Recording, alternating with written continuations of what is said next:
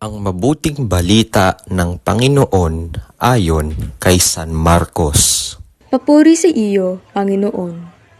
Lapit na sina Jesus sa Jerusalem, nasa gulod ng bundok ng mga olibo at natatanaw na ang mga bayan ng Betfage at Betania.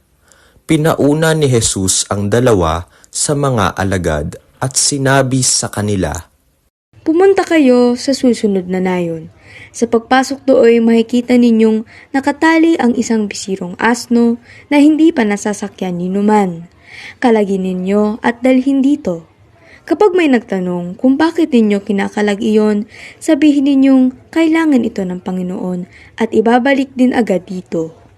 Kaya't lumakad na sila at natagpuan nga nila ang asno sa tabi ng daan, nakatali sa may pintuan ng isang bahay.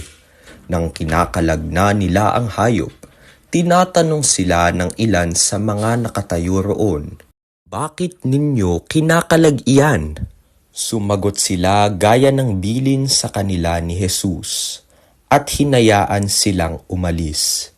Dinala nila kay Jesus ang bisirong asno, at matapos isapin sa likod nito ang kanilang mga balabal, ito'y sinakyan ni Jesus.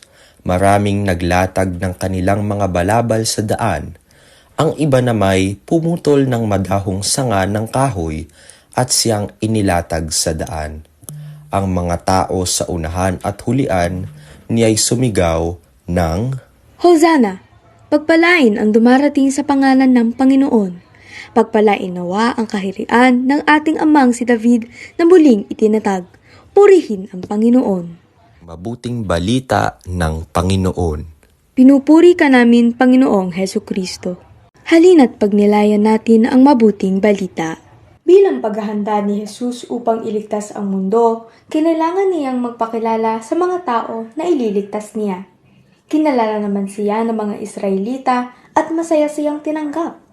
Ikaw, tatanggapin mo ba si Jesus?